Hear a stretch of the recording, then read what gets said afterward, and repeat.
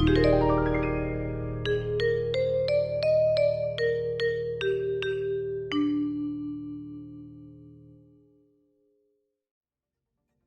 a miraculous set of circumstances, the odds of which I probably can't fully comprehend, my family has managed to do the impossible and obtain one of the, 48 PlayStation 5 Sony decided to make last holiday season. And what have I done with it?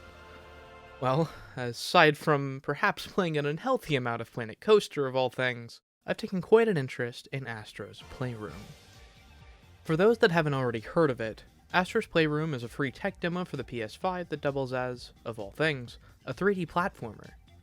Yeah, I really wasn't expecting that from modern Sony either, but to my surprise, its execution is excellent. No joke, it's the best launch title I've experienced on the system. Unless you count Dreams, but you're never going to beat my bias for Media Molecule games. But it's also impressed me with the sheer amount of minute details and charming references to PlayStation's past it has to offer. Everything from these rare early PlayStation accessories to things I've never even heard of can be found and collected in some impressively well-made 3D obstacle courses, each bearing unique tools and/or transformations at their disposal. Those also take full advantage of the DualSense controller to an extent that needs to be felt to be believed. Seriously, the rumble tech in this thing is amazing. Even if it'll almost certainly go underutilized in most games, but I digress. Plus, there's all the nods to various PlayStation series sitting around every corner in the form of the adorably chubby Astrobots, which you can violently slap if you want for some reason. How dare you take a toilet break on your shift? Get back to work! But above all else, I was getting this nagging feeling in the back of my head that I'd seen this concept done before, albeit on a system that met a very, shall we say, comparatively unique fate. Let's run the clock back to 2012. Everyone thinks the world's about to end. How innocent we were at the time. The next generation of game consoles is right around the corner, and it's looking pretty bad for everybody except Sony, at least in that department. Microsoft's Xbox One wasn't just infuriatingly named, it was infuriatingly priced. Meanwhile, Sony appeared to have the upper hand in every regard, besides a minute difference in specs. The only challenger remaining was Nintendo's Wii U, a storied mess of a device that was attempting the ambitious goal of asynchronous multiplayer, with a gamepad as impressive as it was handicapped by its poor battery life and poor range. At the time, though, people didn't know all that, and there was a degree of hype for what Nintendo's new system was going to be capable of. Sure, it might not set the world on fire, but it was a very intriguing new way to play games. Perhaps in a gambit to ultimately showcase what the Wii U gamepad was going to be able to offer, Nintendo elected to make their system launch with a series of charming tech demos showing off all the features and, inadvertently, many of the follies of their new gamepad. This collection of tech demos would be released in one package that would become known as Nintendo Land.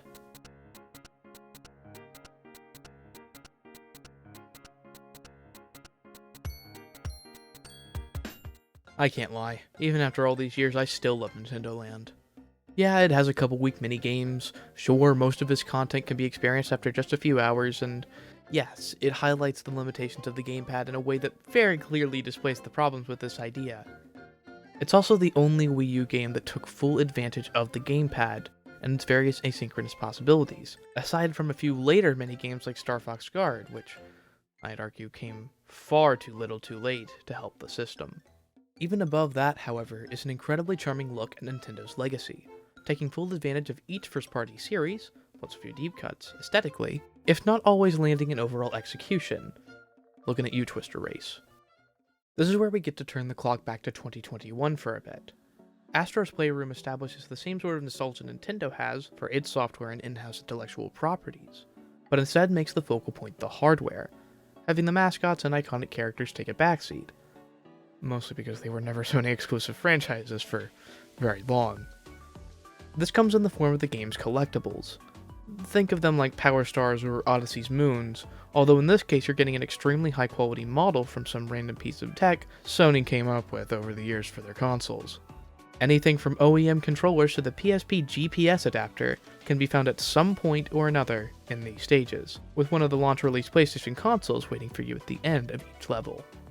I was surprised at how interesting these actually were to find, and how satisfying it was to finish the mural and collect each model. Also, this crane game where you deposit all your coins into was pretty great too. Eventually this culminates in a massive and brilliant collection that represents everything PlayStation fans love about PlayStation. Sound familiar? In Nintendo Land you had essentially the same thing, albeit a little less directly. You can find coins hidden in all sorts of areas throughout the minigames, which can then be deposited into this pachinko game where you get prizes and models from the minigames. In this case, however, these are all assets from the games themselves, plus a jukebox that plays music from the games themselves. Some of them have little animations they'll do when you tap on them, but that's about it. It's somewhat excusable when you consider that all of the objects are staples of their respective series, and that part of the appeal of Nintendo Land was seeing them in HD for the first time. Nonetheless, Astro manages to have both imaginative and enjoyable original level concepts on top of their gorgeous models. Oh, and it's all in 4K now, so that's a neat bonus. A 100% bonus from either game would have been nice though. Astro also has the advantage of cohesion and level progression, two things Nintendo Land generally doesn't have. None of the minigames in Nintendo Land connect to each other in any way besides the toy aesthetic. There's no overarching final level, rather some of the individual modes have one. Take the Ganon fight at the end of the Zelda game as an example. But there's no grand finale like Astro has, which is a shame honestly. A finale game mode that tests you on every minigame, besides possibly the multiplayer only ones, sounds like it could have worked really well as a bonus for beating each game's campaign. Oh well, at least we have the Kraid boss fight, which is just as good as I remember it.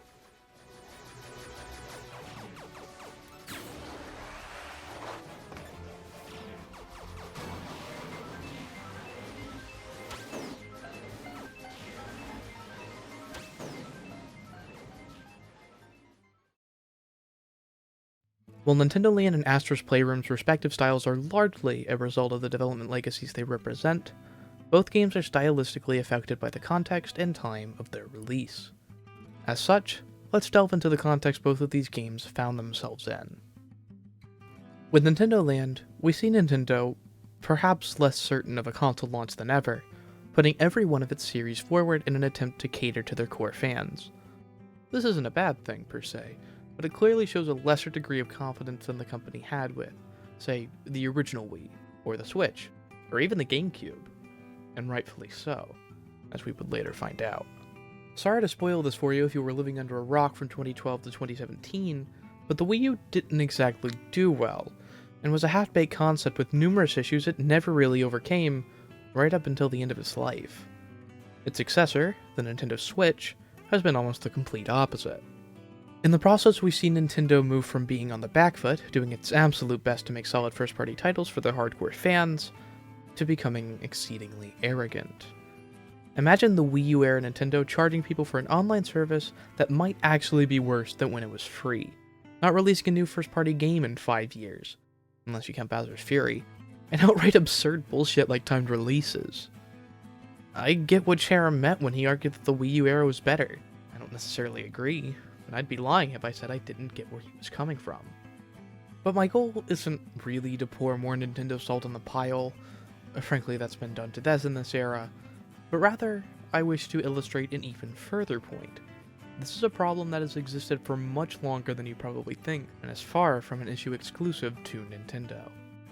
I mentioned before that the Xbox One had a poorly handled launch in early to mid-life due to Microsoft's arrogance left over from the 360 success. But turning the clock back to 2006 takes us to the PlayStation 3's launch, which dealt with almost identical issues. After the immense takeover of the console scene the PS2 attained, Sony fell into the trap of making a console that was absurdly priced, big and bulky in design, and even hard to develop for, thanks in no small part to its unique and complex CPU. In the process, the PS3 had to fight hard for almost its entire lifespan. Sony then made a comeback with the PS4, an impressive and very successful console, but the issues with the PS3's early life were still pretty extreme. Turn the clock back to 1995, and we see the Sega Saturn fail miserably here in the US, for similar reasons.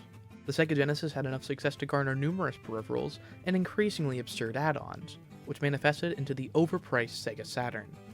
This eventually led to the revered but fatally flawed Sega Dreamcast, the last home console Sega would ever release.